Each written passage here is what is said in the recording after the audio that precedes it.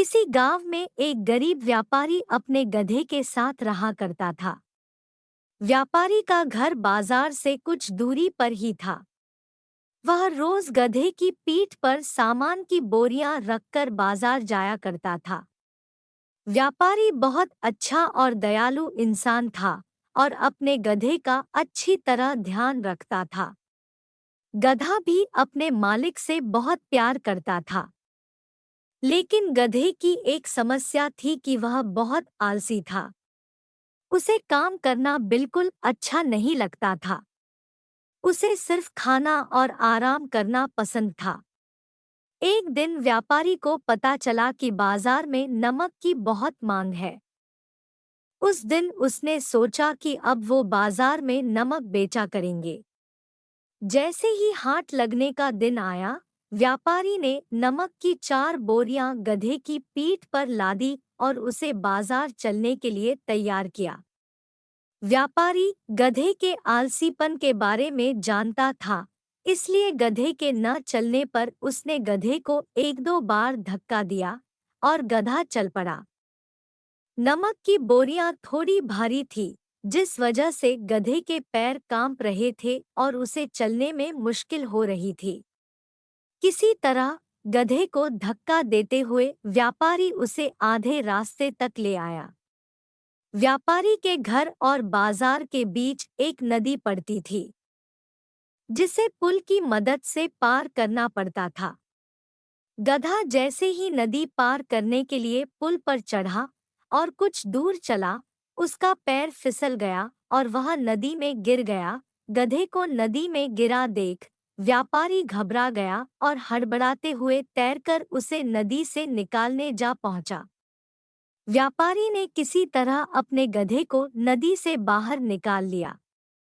जब गधा नदी से बाहर आया, तो उसने देखा कि उसकी पीठ पर लदी बोरियां हल्की हो गई है। सारा नमक पानी में घुल गया था और व्यापारी को आधे रास्ते से ही वापस घर लौटना पड़ा। इस वजह से व्यापारी का बहुत नुकसान हो गया। लेकिन इस घटना से आलसी गधे को बाजार तक न जाने की एक तरकीब सूझ गई थी। अगले दिन बाजार जाते समय जब पुल आया, तो गधा जानबूझकर नदी में गिर गया और उसकी पीठ पर टंगी बोरियों में रखा सारा नमक पानी में घुल गया। व्यापारी को फिर से आधे रास्ते से ही घर लौटना पड़ा। गधे ने हर दिन ऐसा करना शुरू कर दिया। इसके कारण गरीब व्यापारी को बहुत ज्यादा नुकसान होने लगा, लेकिन धीरे धीरे व्यापारी को गधे की यह युक्ति समझ आ गई थी। एक दिन व्यापारी ने सोचा कि क्यों न गधे की पीठ पर ऐसा सामान रखा जाए, जिसका वजन पानी में गिरने से दोगुना हो जाए।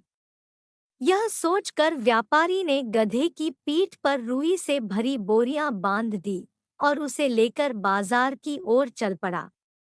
जैसे ही पुल आया, गधा रोज की तरह नदी में गिर गया, लेकिन आज उसकी पीठ पर लदा वजन कम नहीं हुआ, बल्कि और बढ़ गया। गधा इस बात को समझ नहीं पाया। ऐसा अगले 2 से 3 दिन तक होता रहा। व्यापारी गधे की पीठ पर रुई से भरी बोरी बांध देता और पानी में गिरते ही उसका वजन दोगुना हो जाता। आखिरकार गधे ने हार मान ली। गधे को अब सबक मिल चुका था। चौथे दिन जब व्यापारी और गधा बाजार के लिए निकले, तो गधे ने चुपचाप पुल पार कर लिया। उस दिन के बाद से गधे ने कभी भी काम करने में आलस नहीं दिखाया और व्यापारी के सारे नुकसान की धीरे धीरे भरपाई हो गई।